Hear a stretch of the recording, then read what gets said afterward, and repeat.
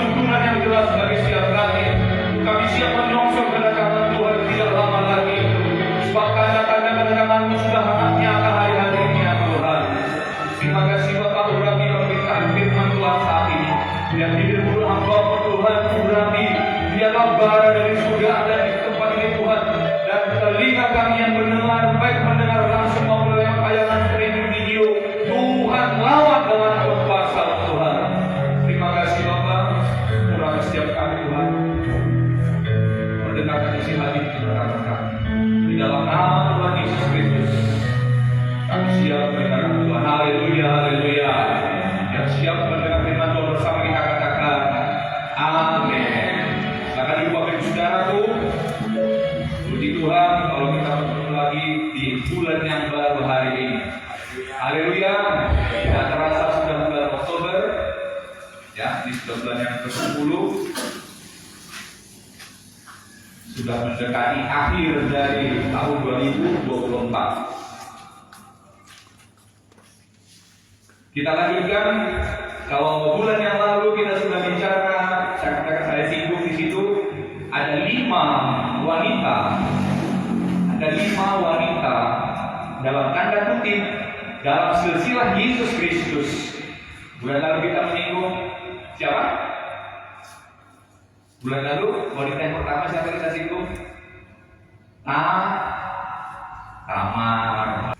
Kalau lupa, agak-agak lupa, diintip. YouTube-nya kan sudah ada. Di YouTube sudah saya buat ya. Nanti subscribe, like, share, _Banjarnamor. Ya, itu channel YouTube-nya. Nanti dari semua khotbah kita sudah ada di sana. Saya katakan ini adalah tuntunan Tuhan. Saya percaya ini tuntunan Tuhan. Ketika saya melihat bagaimana Tuhan menuntun, kalau beberapa belasan tahun yang lalu Tuhan tuntun kita lewat warta jemaat. Ya, setiap warta jemaat itu merupakan sari dari khotbah seminggu sebelumnya. Itu disarikan dalam warta jemaat. Nah, kalau zaman sekarang ini ada di YouTube, channel YouTube ya. Nah, bulan lalu kita bicara tentang Tamar. Di sana diceritakan secara global jalan pikiran manusia dan jalan pikiran Tuhan itu jauh seperti langit dan bumi.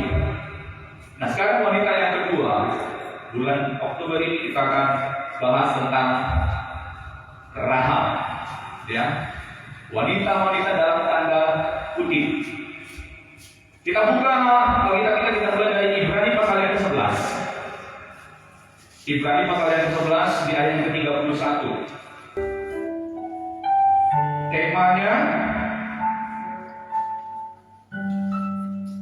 Tema kita hari ini adalah tindakan Rahab yang menghidupkan. Tindakan Rahab yang menghidupkan. Coba ulang bersama saya 2, 3 ya. Sekali lagi, tindakan Rahab yang menghidupkan. Puji Tuhan. Ya, tindakan Rahab yang menghidupkan. Kenapa? Ya, kita mulai dulu dengan pembacaan dalam Ibrani pasal 11 ayat 31. Kita baca bersama 2, 3 ya. Karena iman, maka Rahab, perempuan sundal itu, tidak turut binasa bersama-sama dengan orang-orang durhaka. Karena ia telah menyambut pemintai-pemintai itu dengan baik. Puji Tuhan. Alkitab kita ini Alkitab yang jujur, tidak ditutup-tutupi, semua dengan gamblang. Di sana dikatakan Rahab perempuan sundal itu, ya, perempuan sundal itu. Makanya saya katakan dalam bulan yang lalu itu wanita-wanita, ada 5 wanita dalam silsilah Yesus, supaya dalam tanda kutip. Yang pertama bulan lalu Tamar. Siapa Tamar? Tamar adalah yang selingkuh dengan mertuanya. Ya, dia selingkuh dengan mertuanya. Yang kedua ini Rahab lebih parah lagi. Kenapa? Dia perempuan sundal atau pelacur. Bagaimana ceritanya? Tadi temanya, saya katakan tema kita hari ini tindakan Rahab yang menyelamatkan.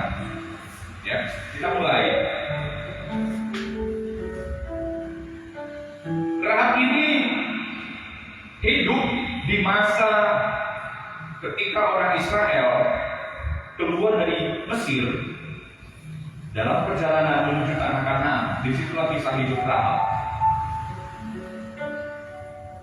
Kalau kita perhatikan, ceritanya ada dalam Yosua pasal yang kedua.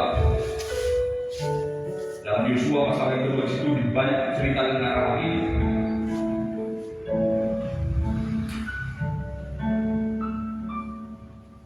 Saat itu Rahab sudah mendengar desas-desus.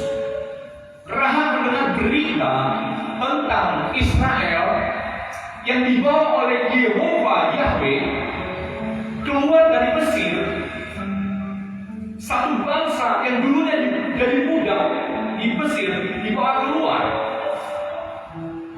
Dan dalam perjalanan keluar itu terjadi banyak mujizat yang tersebar, beritanya terdengar ke berbagai wilayah di Timur Tengah pada saat itu, tanpa terkecuali juga ke Jericho di mana Rahab tinggal. Dan berita-berita tentang kebesaran Tuhan ini, berita-berita tentang kebesaran Tuhan ini sampai di telinga orang-orang Jericho dan orang-orang Kanaan pada waktu itu. Bagaimana Tuhan membelah laut keberau sehingga orang Israel bisa menyeberang di tanah kering. Bagaimana Tuhan menyediakan makanan untuk Israel, bangsa Israel, lewat manna. Bagaimana Israel dipelihara Tuhan, mereka boleh makan daging lewat burung puyuh yang dikirim Tuhan. Dan bagaimana raja-raja daerah-daerah di mana Israel lewat semua ditaklukkan. Dan kabar berita itu terdengar juga kepada Rahab.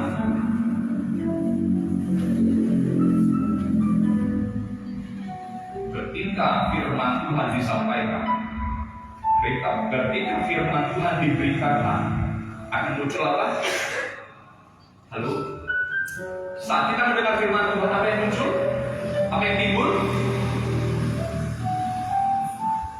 Kalau kita dengar firman Tuhan, apa yang muncul? Coba buka Roma 10 ayat 17.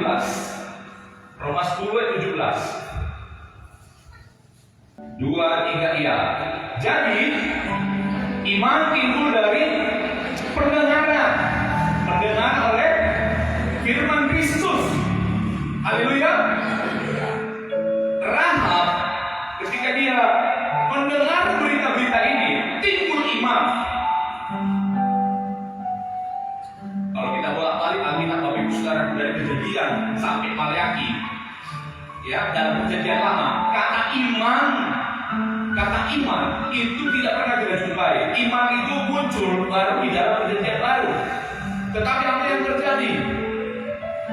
Rahab mendengar berita-berita kebesaran Tuhan itu, timbul imannya.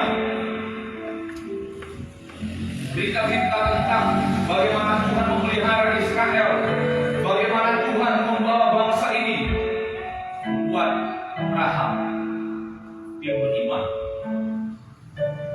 Bapak Ibu Saudara, hari-hari ini supaya kita punya iman, kita perlu banyak mendengar firman Tuhan. Banyak dengarkan firman Tuhan. Jangan gosip, jangan kabar-kabar bohong, tapi firman Tuhan supaya iman timbul. Karena iman timbul itu dari pendengaran firman Kristus. Tapi Bapak Ibu Saudara, Rahab ketika dia dengar itu, berarti ada dua pilihan bagi dia. Bagi Rahab ada dua pilihan. Apa itu? Satu, dia harus punya pilihan, nasionalismenya harus ada. Dia harus bela negaranya, bela kotanya, atau membela orang Israel yang sebentar lagi akan menguasai ataupun memerangi kota mereka. Dia punya pilihan di situ. Ada pilihan dia di situ. Nah, ini tema kita, pilihan tindakan yang dibuat oleh Rahab yang membawa nabi kehidupan. Ya, dia bisa saja membela Jericho pada saat itu, tapi dia ambil tindakan yang tepat. Dia bukan bela Jericho, tapi dia bela mereka itu? Dalam Yosua pasal yang kedua, di sana diceritakan bagaimana Yosua mengirim 2 pengintai dari Sitim, tempat orang Israel berkemah sebelum memasuki tanah Kanaan. Dikirim 2 pengintai masuk ke Jeriko. Nah, di Jeriko, pengintai 2 orang ini singgah di rumah Rahab. Kenapa dia di rumah Rahab? Karena rumah Rahab adalah rumah pelacuran. Ya. Rumah Rahab itu rumah sundal, tempat persundalan. Jadi yang datang ini ke sana. Kalau pergi ke tempat orang lain mungkin akan ditolak, tapi di situ dia diterima karena tempat singgah semua orang. Ya, tempat singgah semua orang. Nanti kita bahas tadi ada satu tema tersendiri sebenarnya. Setelah di situ apa yang terjadi? Rahab yang sudah mendengar berita kebesaran, berita tentang bagaimana Tuhan membela orang Israel dalam perjalanannya, tahu yang 2 orang ini adalah mata-mata yang mengintai diriku. Dia ambil satu keputusan apa? Dia ambil keputusan. Yeriko juga punya Tuhan. Bangsa-bangsa di Timur Tengah juga punya ilah-ilah. Tapi ilah-ilah mereka, Tuhan-Tuhan yang mereka sembah, itu berbeda dengan Tuhan yang disembah oleh Israel. Tuhan yang disembah oleh orang-orang Jeriko adalah Tuhan yang mati, Tuhan yang tidak bisa berbuat apa-apa. Beda dengan Tuhan yang disembah orang Israel, Tuhan yang hidup. Melihat itu, di hati Rahab, dia ambil keputusan. Aku harus memihak kepada orang Israel. Aku harus ikut dengan Tuhan orang Israel. Lalu ketika kabar berita tentang pengintai yang datang singgah ke rumah Rahab ini terdengar ke Raja Jeriko. Raja Jeriko mengutus orang untuk mengambil, untuk menangkap, untuk menanyai dan menginterogasi yang 2 orang ini.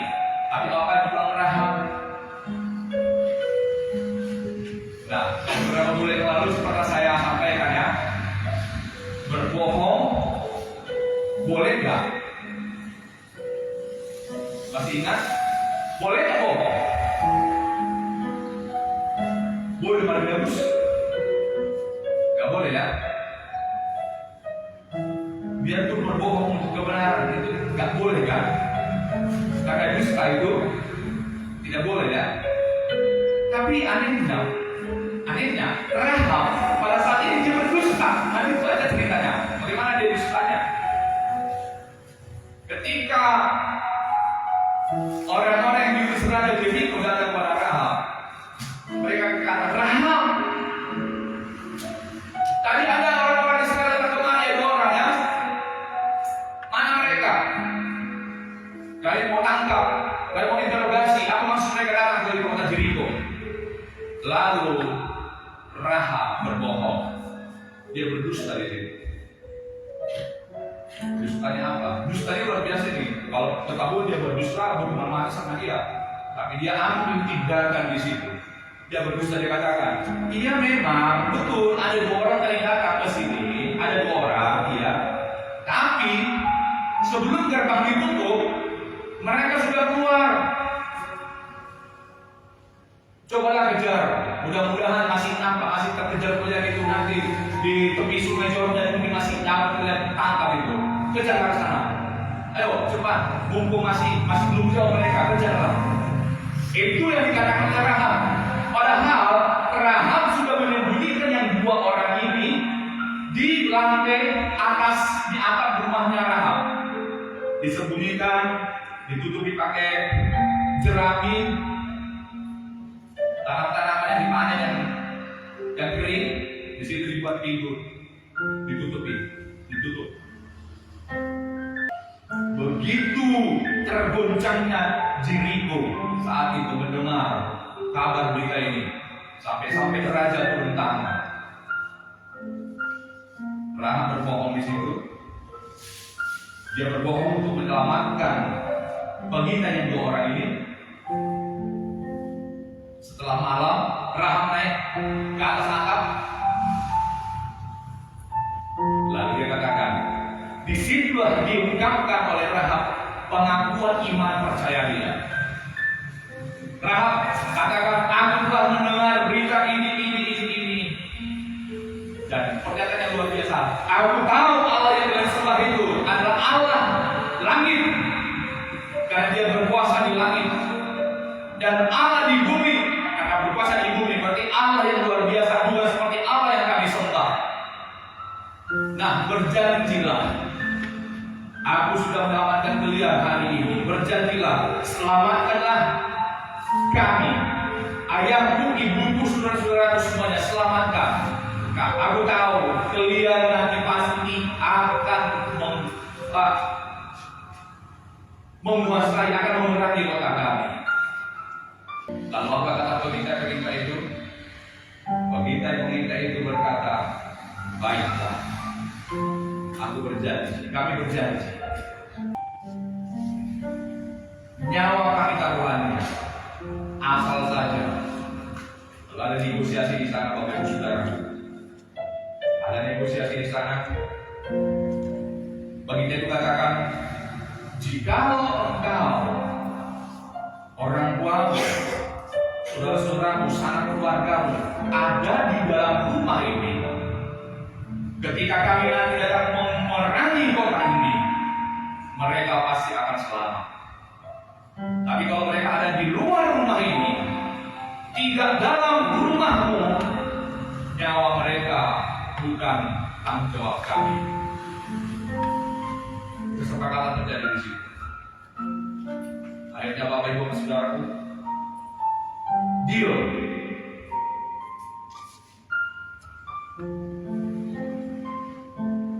Ketika dikira-kirakan waktunya sudah cocok, pengintai-pengintai itu masih mengejar mereka. Lalu Rahab menurunkan kedua orang pengintai ini dari jendelanya pakai tali kain biji, turun dari jendela, karena kebetulan rumah Rahab pas di pinggir tembok Jeriko. Kedua pengintai ini turun. Nah, pas turun itu dikatakan, inilah tandanya nanti rumahmu tidak akan diapa-apai, rumahmu akan aman, dan biarlah tali ini tempat di mana kami kau turunkan tergantung di sini juga nanti saat kami akan menyerang kotamu. Baiklah, lalu kata Rahab, pergilah ke pegunungan, sembunyi di sana 3 hari.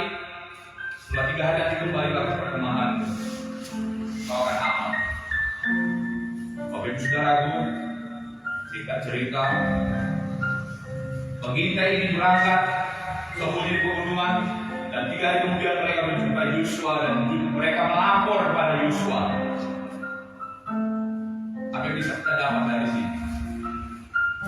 Yang pertama tadi sudah saya sampaikan. Ketika Rahab mendengar berita tentang Tuhan, berita kebesaran Tuhan, timbul iman. Timbul iman. Tugas kita di akhir zaman ini, bagian akhir dari akhir zaman ini adalah untuk sampaikan berita-berita Tuhan, berita-berita tentang kebenaran firman Tuhan. Bapak Ibu Saudaraku, tidak harus menjadi seorang pendeta untuk bisa beritakan kebenaran firman Tuhan. Tidak harus menjadi seorang pengerja untuk bisa sampaikan kebenaran firman Tuhan. Kita semua bisa untuk menyampaikan kebenaran firman Tuhan. Amin. Apalagi sarananya hari ini.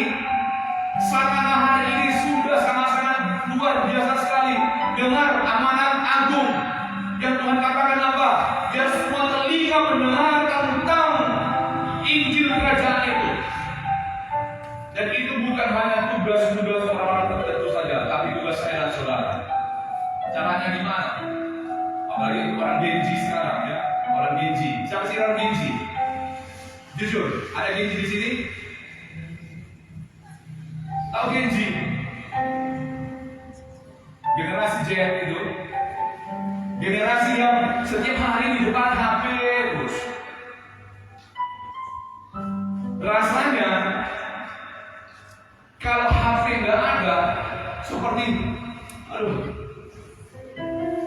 Sepertinya gak hidup ini. Ya. Bangun pagi bukan cari Tuhan duluan. Bangun pagi cari HP. Apa status? Kakaknya udah lapar. Bapak ambil nasi, siap-siap makan. Namanya lapar harusnya langsung makan gitu kan? Ini enggak. Ambil HP, foto-foto dulu, cekrek, upload. Udah siap di-upload baru makan. Itu ciri-ciri ini sih. Ya kan? Jujur, rasanya bukan hari kalau belum melihat HP. Ya. Nah, saya mau katakan, boleh. Ya, saya nggak seperti hamba Tuhan yang lain-lain yang itu nggak bisa. Itu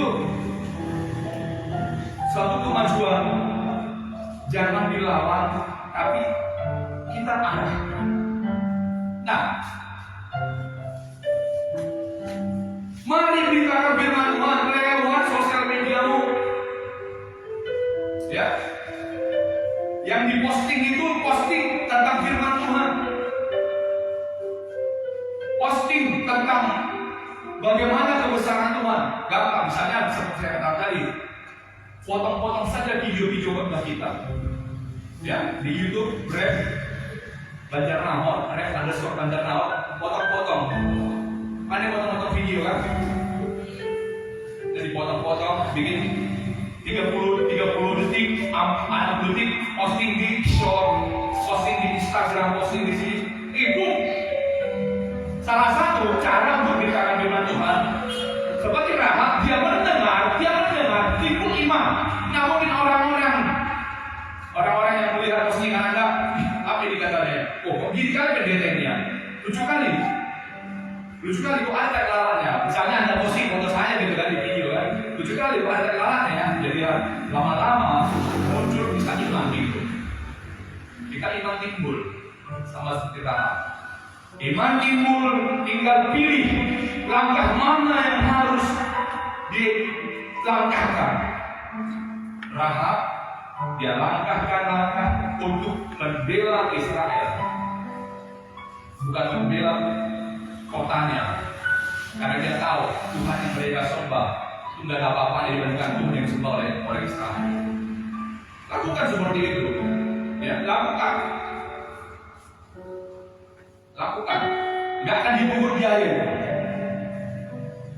ya, nggak akan dipungut biaya, bebas, asal jangan dipotong-potong videonya jadi ke area yang tidak benar. Nah, itu baru bahaya, karena udah ITE.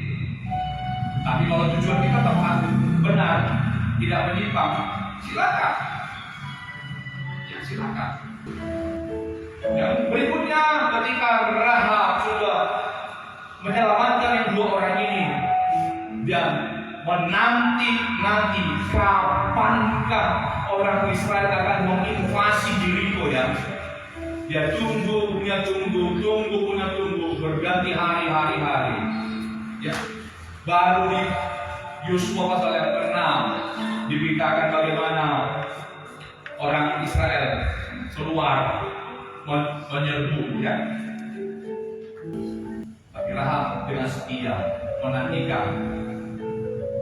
Dan waktu yang bersedia, seberapa singkat pun waktu yang bersedia itu, saya percaya Rahab berbicara dengan orang tuanya, berbicara dengan ayahnya, dengan ibunya. Walaupun saya tahu sangat berat, pasti sangat berat. Orang tua mana yang tega melihat anaknya menjadi seorang pelacur? Orang tua mana yang tega melihat anaknya menjadi perempuan sundal? Tapi saya tahu tuh Rahab berusaha. Bapak, ibu, Tuhannya orang Israel akan datang bersama orang Israel membumi hanguskan kota Yeriko. Mari datang berkumpul di rumahku. Mungkin orang tuanya kata, bersih mah.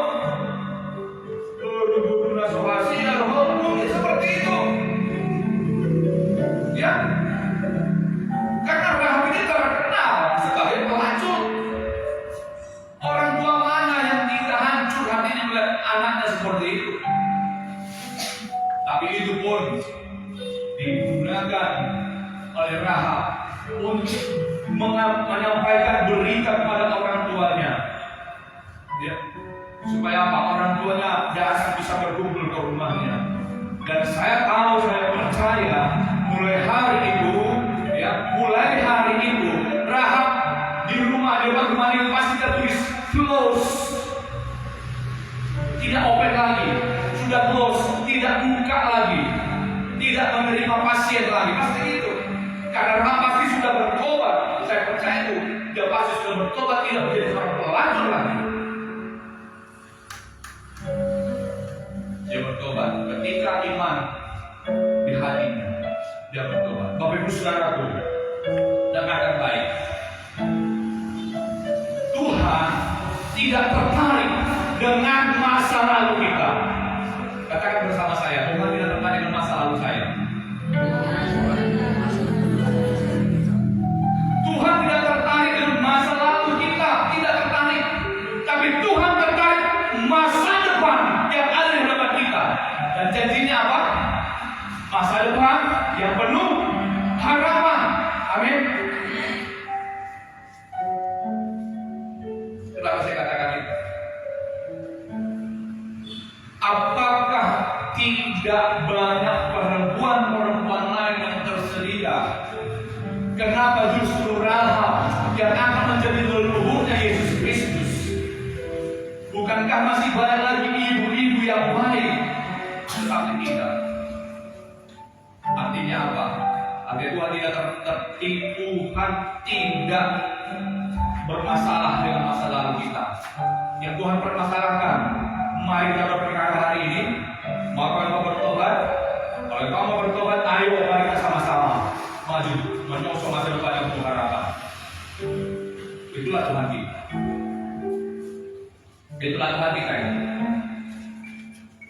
Nah, tindakan yang diambil oleh Rahab itulah yang menyelamatkan. Menyelamatkan bukan hanya Rahab, tapi menyelamatkan juga orang tuanya, saudara-saudaranya, semua barang siapa saja semuanya yang bisa dia raih, yang bisa dia kumpulkan, yang bisa dia sampaikan kebenaran-kebenaran itu untuk tinggal di rumahnya. Karena apa? Dalam Yosua pasal 6, ketika orang Israel mengepung Jericho, hari pertama dikelilingi. Ya, kota Jericho dikelilingi hari pertama, terus keliling. Ya, karena Rahab rumahnya di pinggir tembok, berjatuhan ini. Adigan Soroma, adigan hancur mau dari pikirnya. Tapi Rahab tetap setia. Dia katakan, ayo, sini semua kumpul semua. Hari pertama lewat, tidak terjadi apa-apa. Mungkin orang-orang yang di rumah si Rahab juga kan banyak ceritamu. Kau bilang sudah mau hancur ini Jericho. Tengoklah, orang Israel hanya baris-baris di village, orang yang dikeliling-keliling, tidak terjadi apa-apa. Diam-diam lagi. Karena hari pertama Jericho dikelilingi, Israel diam. Hari kedua juga seperti itu. Hari ketiga juga seperti itu. Bisa jadi mungkin di rumah Rahab kata-kata, yang bohongnya kau, gak betul ini, gak betul. Mungkin hal yang sama juga terjadi hari-hari ini. Gimana nih? Pendeta bilang Tuhan Yesus mau datang, tapi kok gak datang juga. Yang Tuhan mau apa? Supaya kita taat, setia. Firman-Nya pasti iya dan amin. Lakukan apa yang menjadi bagian kita, pegang apa yang menjadi bagian kita. Sampai akhirnya di hari yang ketujuh, orang Israel kembali mengelilingi Jericho. 6 kali keliling masih diam. Tapi pada keliling yang ke-7 kali mulai bersorak-sorai, Tuhan Maha Besar. Tuhan yang disebut Israel Maha Besar, luar biasa. Sorak-sorak runtuh tembok Dan ajaibnya, hanya rumah Rahab yang tidak runtuh. Walaupun rumah Rahab pas di dinding tembok itu, tapi tidak runtuh. Kenapa? Janji Tuhan. Kalau Tuhan sudah berjanji, Dia pasti akan menggenapi. Haleluya. Pegang apa yang menjadi janji Tuhan bagimu. Pegang apa yang menjadi janji Tuhan bagimu. Pasti janjinya akan digenapi. Walau mungkin dalam pikiran kita gak mungkin, kok lama kali udah berdiri.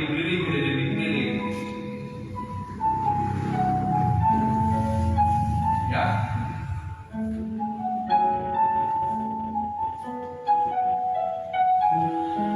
Janji Tuhan akan digenapi. Tangkap apa yang Tuhan mau. Ya, Tuhan minta kita harus setia. Dan tindakan yang diambil adalah tindakan iman. Ya, tindakan iman. Dan tindakan itu sangat-sangat tepat. Seandainya Rahab membela Yeriko, pasti dia konyol. Tapi tidak, dia membela Tuhan. Dan ada di sisinya Tuhan. Berpihak kepada peminta itu karena dia tahu Yeriko pasti akan runtuh nanti. Dia berpihak kepada Tuhan, hanya dia diselamatkan. Dan luar biasanya apa Bapak Ibu Saudaraku? Firman Tuhan katakan dalam Yakobus 2 ayat 25. Coba kita lihat. Kita baca 2-3 ya. Dan bukankah demikian juga Rahab pelacur itu dibenarkan karena perbuatan-perbuatannya ketika ia menyembunyikan orang-orang yang disuruh itu di dalam rumahnya, lalu menolong mereka lolos melalui jalan yang lain. Haleluya. Rahab yang punya iman, imannya tidak diam, tapi imannya itu bertindak. Sebab apa? Kalau kita lihat ayat di atasnya, ya, ayat di atasnya ada judul perikop itu. Judul perikop itu adalah iman tanpa perbuatan pada hakikatnya adalah mati. Ya, iman tanpa perbuatan pada hakikatnya adalah mati. Saudaraku, kalau kita katakan kita beriman tapi tidak berbuat, kalau kita katakan kita punya iman tapi tidak ada tindakan, itu tidak ada gunanya. Tapi iman harus ada tindakan, harus ada perbuatan. Tidak ada gunanya kita tahu. Ibaratnya begini, ya ibaratnya seorang kiper. Katakanlah ini, saya kiper hari ini, kiper, gawang, ada yang menendang bola. Ketika ditendang bola, saya tahu ketika bola bertendang nanti akan gol, jadi harus saya tangkap. Saya harus tangkap itu, tapi ditendang, saya tidak bertindak apa-apa. Ditendang push gitu, saya tidak berbuat apa-apa. Artinya apa? Gol. Begitu juga dengan iman. Iman harus disertai perbuatan. Rahab perbuatannya apa? Dia sembunyikan berita itu. Dia pilih menyembunyikan itu. Luar biasa. Dan luar biasanya apa lagi? Dan luar biasanya satu lagi. Firman Tuhan katakan, satu orang selamat, seisi rumah selamat. Haleluya. Ya. Tidak peduli apapun keadaannya sekarang. Kalau engkau sungguh-sungguh percaya dan sudah diselamatkan Tuhan, engkau dan seisi rumah nanti pasti akan diselamatkan Tuhan. Kenapa? Karena hatimu tidak akan diam. Hati akan terus bekerja dan mengerjakan sesuatu. Bagaimana caranya untuk menolong, bagaimana caranya untuk membawa seisi rumahku bersama dengan Tuhan. Ingat minggu lalu saya sudah sampaikan, Nuh sekeluarga, walaupun banyak orang-orang di sekitarnya, dia sudah sampaikan air bah akan datang, tidak ada yang menguntungkan, tapi dia dan sekeluarganya diselamatkan. Lot juga seperti itu, dan hari ini juga Siapa saja orang yang ada bersama dengan Rahab di rumahnya akan diselamatkan. Dan kalau kita lihat ceritanya berikutnya, Rahab yang latar belakangnya dalam tanda petik seorang pelacur perempuan Sunda, Tuhan pertemukan dia dengan seorang Yehuda dan bakal menjadi silsilah kelahiran Yesus Kristus. Makanya ada namanya dalam Matius pasal 1. Ya, kalau kita baca dalam Matius pasal 1, di situ ada silsilah Yesus. Di situ ada nama Rahab. Tuhan pakai luar biasa. Bapak Ibu Saudaraku yang terkasih, Tuhan tidak tertarik masa lalu kita. Yang Tuhan mau tertarik dalam masa depan kita, tindakan kita ke depan seperti apa? Apakah kita mau bertobat, berjalan? Dan ingat, Tuhan itu sekali kita katakan aku cinta Tuhan, aku mau berjalan bersama dengan Tuhan, harus tetap berjalan bersama dengan Tuhan. Ya, dia tidak mau disandingkan dengan yang lain. Ya, ya kan?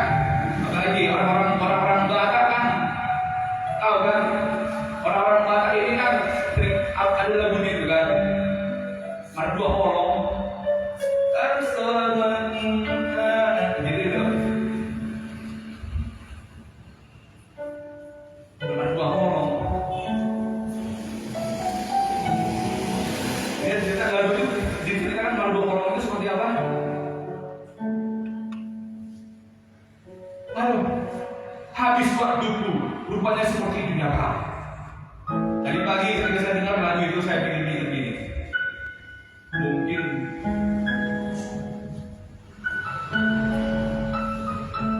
Bapak di surga juga kadang-kadang memikirkan seperti itu ya.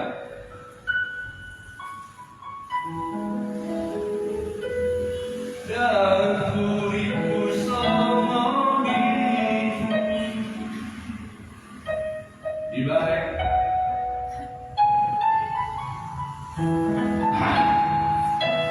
Mungkin Bapak di surga juga ketika kita bermain-main, katanya kita cinta Tuhan, tapi kita juga mencintai yang lain. Bayangkan, coba bayangkan. Mungkin Tuhan berkata dalam kuriku sembunyi di balik kolam gabe meang. Itu kan Tuhan. Saima.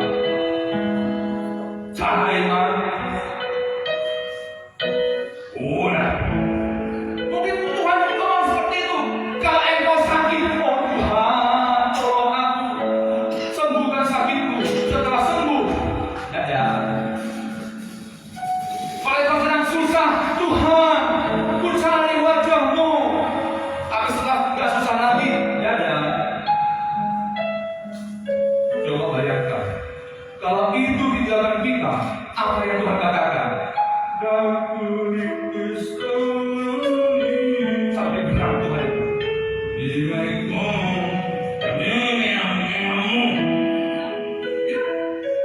Ya enggak? Kalau kita lagi butuh kepada Tuhan, Tuhan, oh Tuhan, tolonglah Tuhan. Sudah selesai itu, aku masih seperti yang mulai Juli. Ya, dalam 2 minggu, 3 minggu belakangnya saya katakan, Allah yang kita sembah adalah Allah yang cemburuan. Dia tidak mau disandingkan dengan yang lain. Dia tidak mau disandingkan dengan yang lain. Dia mau kita fokus kepada Dia. Karena waktunya sudah tidak lama lagi. Selagi masih ada waktu, selagi masih ada kesempatan, mari tetap kita Tuhan setia kepada Tuhan. Amin. Nah, adik-adik semua, anak semua yang Gen Z, saya nggak melarang kalian pegang-pegang HP, nggak, tapi gunakanlah untuk mau berbagi kebenaran firman Tuhan. Berbagi, cari. Kau dapatkan ada sesuatu yang kau dapatkan, misalnya Anda mendapatkan hari ini dalam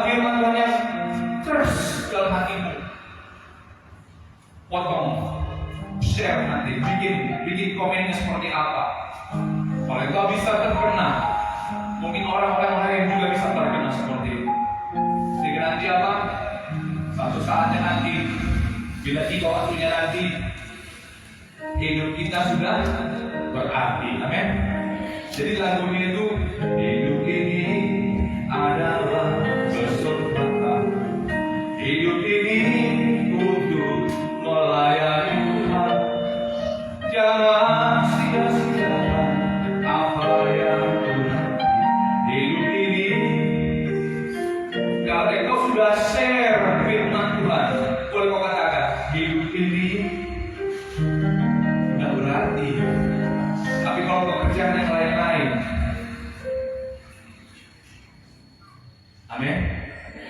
Waktu yang masih ada yang kita gunakan, ambil tindakan yang tepat. Tindakan yang kita ambil, tindakan yang menghidupkan, bukan tindakan yang mematikan. Seringkali kita ini dalam bertindak itu waktunya sangat singkat, gak bisa berpikir, harus ambil keputusan yang tepat di waktu yang tepat. Rahel mengambil keputusan yang tepat di waktu yang sangat mepet, yang kita harus pilih mana ini. Dan hari ini juga waktunya tidak lama. Selama masih ada waktu, biar kita seperti Yesus, minta Tuhan yang menuntun langkah kita. Ya, Bapak Ibu Saudaraku, ada satu lagi yang mau saya sampaikan hari ini. Semakin kita cinta Tuhan, tandanya kita semakin cinta Tuhan. Ya, semakin kita sungguh-sungguh beribadah kepada Tuhan, tandanya itu ada. Tandanya apa? Buah roh kita itu ada. Kasih, sukacita, damai sejahtera terus ada. Dan ketika orang melihat wajah kita juga, orang yang sejahtera, senang.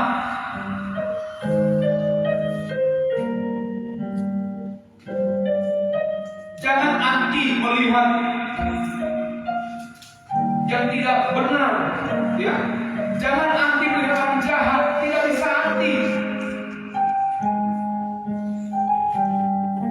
Semakin kita beribadah kepada Tuhan, kalau memang Tuhan kita sembah itu betul, maka sifat Tuhan itu akan masuk ke dalam hidup kita. Percayalah, ya. Semakin kita menyembah Tuhan yang benar, Tuhan yang kita sembah itu akan ada dalam kehidupan kita. Jadi kalau ada katanya orang semakin beragama, tapi makin kasar, semakin beragama, semakin kejam, semakin beragama, semakin ganas, dipertanyakan, Tuhan yang disembah itu Tuhan yang seperti apa? Seringkali saya katakan Kristen itu bukan agama, ya. Tapi Kristen itu adalah gaya hidup. Kita bukan beragama, tapi kita menghidupi Kristus. Menghidupi Kristus. Sampai yang terakhir, saya berikan satu ayat ini.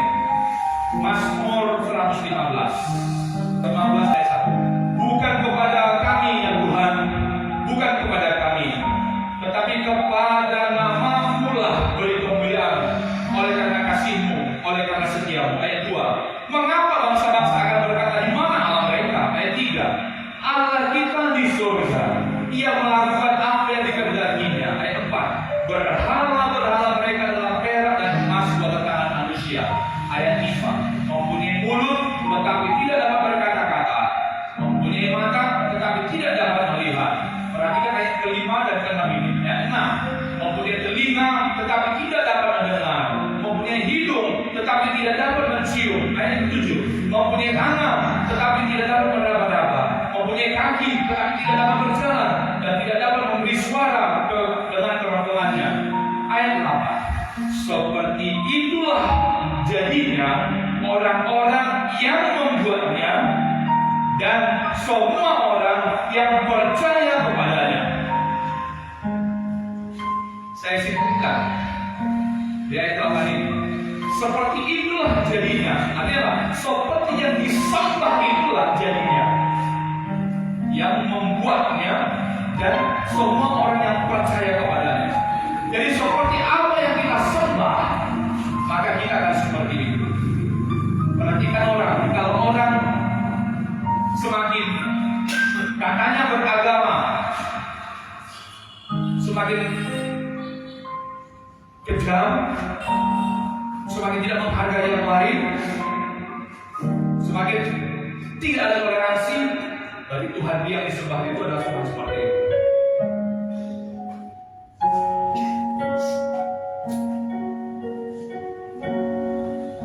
Mungkin lain kali akan kita bahas, tapi saya buka sekarang.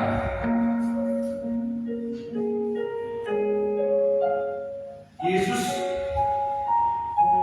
apakah dia menolak seorang pendosa? Adakah Yesus benci melihat seorang pemungut cukai? Apakah Yesus benci melihat seorang yang kedapatan berbuat zina? Yesus tidak pernah menolak orang-orang seperti ini.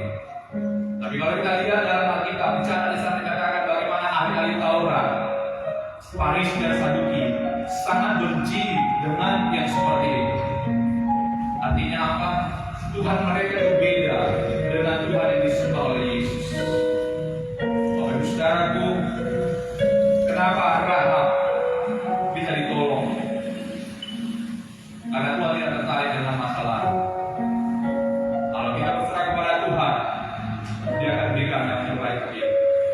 Apapun yang akan diberikan, karena masa depan yang ada padanya masa depan yang berharap. Haleluya.